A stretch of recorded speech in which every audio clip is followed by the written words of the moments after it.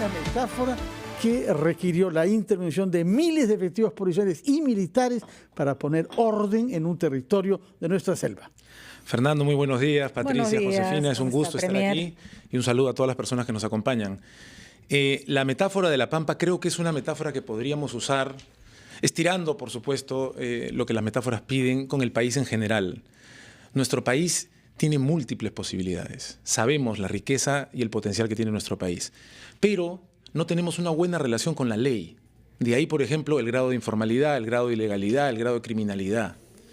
La Pampa significa, desde este gobierno, la intención seria de intervenir en un lugar que hemos abandonado, uno de esos lugares que se llama una tierra de nadie. No existe la tierra de nadie. La tierra de nadie tenemos que transformarla en patrimonio de todos. Estábamos perdiendo la selva, no teníamos ley, había niñas absolutamente desprotegidas, y es primera vez que un Estado, un gobierno, decide entrar para quedarse. Pero no para quedarse simplemente con una protección militar, para establecer orden sobre el cual, recuperada la confianza, puede haber desarrollo. De hecho, esta misma semana vamos a tener reuniones con 4 alcaldes provinciales de Madre de Dios, con el gobernador, junto con el presidente y varios ministros, para comenzar a ver y además a dialogar. No un desarrollo que viene desde el gobierno central, una conversación que busca desarrollo.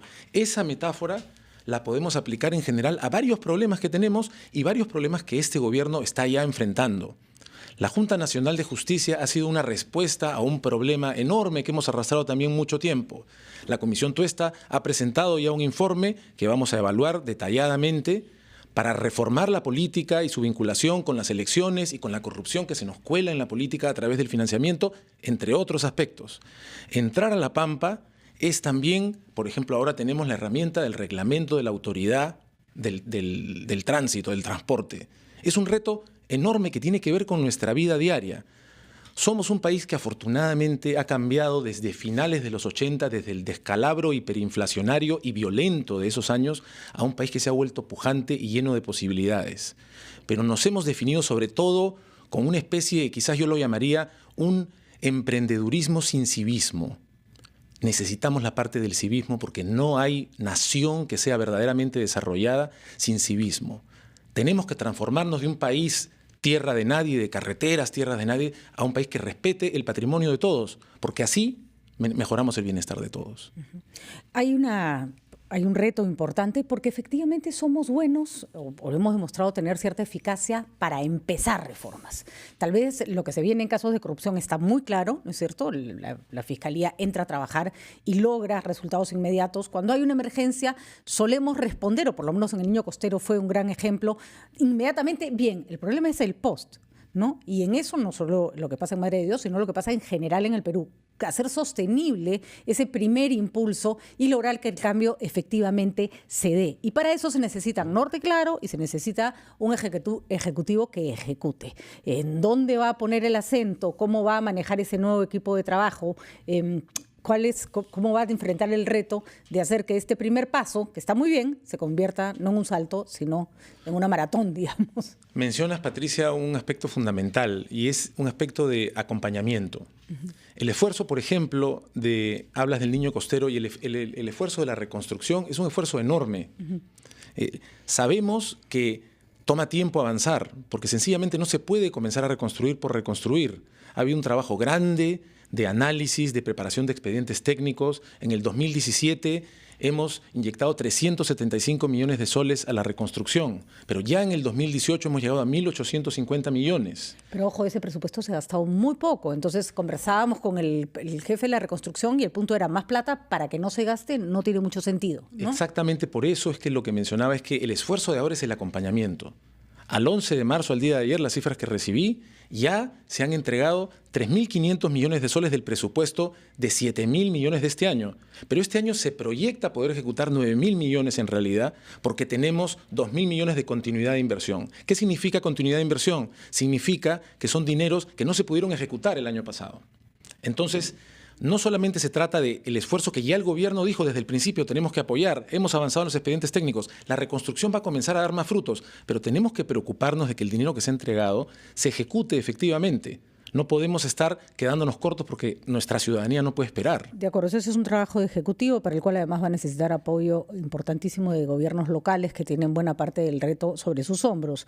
Y eso va a ser más fácil, creo, que de manejar porque está estrictamente en su cancha. Congreso de la República. ¿Cuáles son sus expectativas? La gente lo ha mirado o sea, los congresistas de oposición lo han mirado como, bueno, vamos a ver qué es lo que es capaz de hacer. Hay una crítica fuerte de quienes lo consideran caviar. Hasta ahora nadie nos puede explicar. Ayer preguntábamos qué se entiende por caviar y la verdad que no hay una definición. Creo que acá todos seríamos caviares para muchos de analistas y muchos periodistas. Pero la pregunta es, ¿cuál va a ser la relación con el Congreso de la República?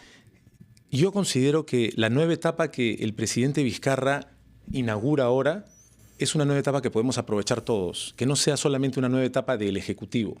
Es importante destacar, me parece, que esta nueva etapa se presenta con un nuevo gabinete que no responde a una crisis. No estamos respondiendo a una urgencia. El presidente Vizcarra básicamente ha calculado en el primer año de trabajo, después de haber llegado a una situación bastante inestable, sumamente precaria, ahora tenemos el país más ordenado, es momento de otro capítulo. Está más ordenado. Vemos, por ejemplo, la paralización de las bambas. Hemos visto también que se ha reducido el diésel a los transportistas. ¿No es un poco a veces un orden a partir de ceder? Yo creo que igual tenemos que reconocer que la situación en la que asume Martín Vizcarra era de una alta inestabilidad política. Es muy difícil atender otras cosas esenciales en un contexto así. Ahora, ¿cómo se define usted? Quedó pendiente la pregunta de Patricia. Lo llaman caviar, lo acusan de ser caviar como si fuera un insulto, una cosa peyorativa. ¿Cómo se define usted? Primero, agradezco la pregunta, Josefina, porque tenemos que superar las etiquetas. Las etiquetas reducen... Pero existen. ¿Cómo se define usted? ¿Y por qué cree que le dicen caviar? Yo creo que le dicen caviar a las personas que supuestamente tendrían que ser de derecha y simplemente pensar en términos de crecimiento económico y sin embargo tienen una sensibilidad social. ¿Y usted de izquierda? A mí me parece, yo me considero de centro. Yo recuerdo, por ejemplo, quizás mi primera incursión relativamente indirecta en política fue en el año 2003 y 2004, cuando yo conduje un programa en Canal N. Mientras lo conducía, estábamos en un contexto en el que había personas que no querían venir al programa porque decían que yo era un conductor de derecha porque estaba a favor de los tratados del libre comercio, a favor de los cuales continúo. Yo creo en el libre comercio y creo en la competencia y creo en el mercado. Eso me definiría a la derecha. A la izquierda. Había una cantidad de personas que no querían venir al programa porque yo estaba a favor y sigo a favor del esfuerzo que se hizo con la Comisión de la Verdad y con el respeto de los derechos humanos. Y derechos, por ejemplo, a la aprobación LGTBI también. Absolutamente. La defensa de la libertad de cada ser humano en definir su felicidad como cada persona quiera mientras respete los derechos de los demás. Ahora, ¿qué pasó mientras que usted estuvo en el gobierno de Pedro Pablo Kuczynski, hablando de la relación con el Congreso? Se vio como un gobierno que cedía muy fácilmente, que buscaba la conciliación, pero que al final cedía ante una mayoría aplastante como era la del fujimorismo, y por eso el país se vio paralizado. ¿Usted ha cambiado o ha cambiado el fujimorismo o está más debilitado por sus problemas judiciales? Yo creo que... ¿Hay una autocrítica ahí? ¿Cómo fue la actitud del gobierno de Kuczynski? Creo que sí, creo que necesariamente tenemos que hacer una autocrítica y siempre hay espacio para la autocrítica y por supuesto reconociendo que todos somos más generales después de la batalla. Por supuesto, pero ¿cómo ve ahora la batalla? ¿Se libró o no se libró? Lo que creo es que efectivamente en el gobierno del expresidente Pedro Pablo Kuczynski se asumió que se iba a poder conseguir apoyos, quizá después de una etapa inicial de algo de hostilidad, fruto de una campaña muy cerrada y que se ganó por muy poca diferencia. Hubo personas que alertaron que no debía comportarse el gobierno con esa confianza, que debían haber exigido una cuestión de confianza desde el principio, por ejemplo, al momento de la censura del ministro de Educación, Jaime Saavedra. ¿Usted estaba ahí en ese grupo? Yo no estaba todavía en el gobierno. ¿Usted hubiera pensado que había que hacerlo así? Yo no estaba ni siquiera en política en ese momento, Josefina. Yo estaba todavía viviendo en Colombia.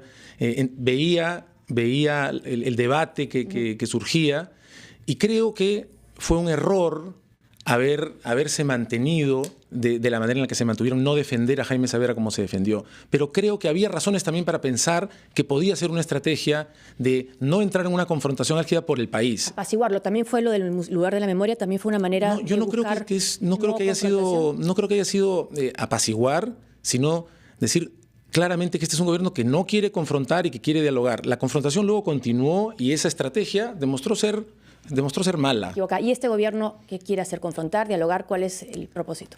Este gobierno nunca ha querido confrontar y este es un momento en el que buscamos, por supuesto, luchar contra la corrupción y enfrentarse claramente a los sistemas que alimentan la corrupción. Pero los fujimoristas dirían otra cosa, que es un gobierno Vamos a tener que ir a una pausa, sí, señor ministro, para no confrontar al tiempo y regresamos con la entrevista que le hacemos por primera vez en su calidad de primer ministro a Salvador del Solar.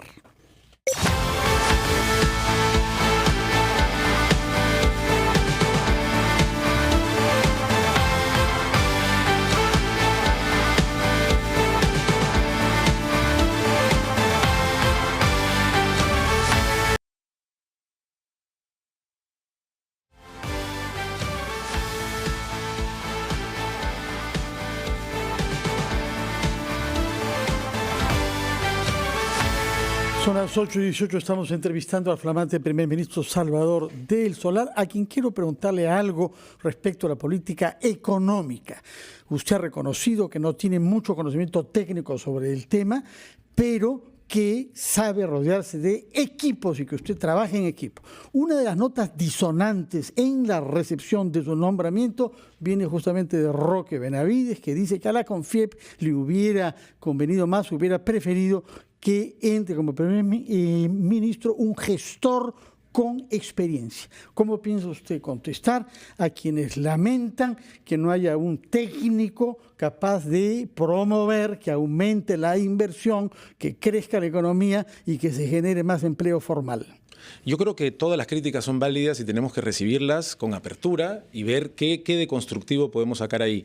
Lo que nos hace entender la crítica del presidente de CONFIEP es que hay una preocupación por la gestión y eso es absolutamente natural en ese gremio.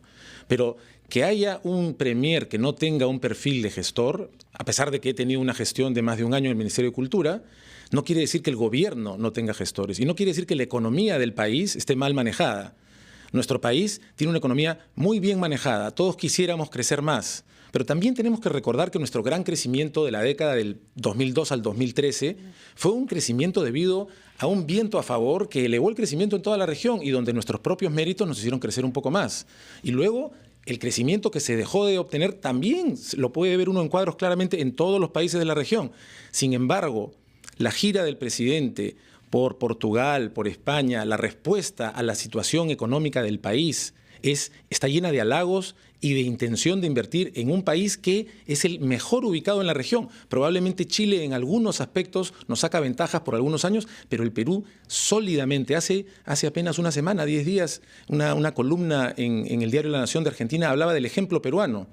La situación argentina de tanta inestabilidad política mira con envidia sana, obviamente, un país que con todos nuestros problemas, y nosotros por dentro solemos estar concentrados en nuestros problemas, ha demostrado una continuidad que está consiguiendo éxitos de los que a veces no hablamos, porque son éxitos que se notan un poco más en el mediano y en el largo plazo, pero tenemos una política económica sólida y el presidente, en nuestra conversación, hemos decidido poner un énfasis especial en la competitividad. Ya existe un plan de competitividad y existe además un contexto favorable de gobernadores regionales y nuevos alcaldes que están comenzando todavía en la parte muy inicial de sus mandatos, que pueden sumarse a una visión de competitividad con una visión macrorregional que ayude a que el orden que estamos buscando recuperar dé paso a otra mirada de progreso y desarrollo. De acuerdo, ministro, pero la política de nunca quedas mal con nadie tampoco funciona siempre. Mejor dicho, no funciona nunca. Y a veces hay que pisar callos. Y, por ejemplo, en el caso de estrictamente el ámbito empresarial,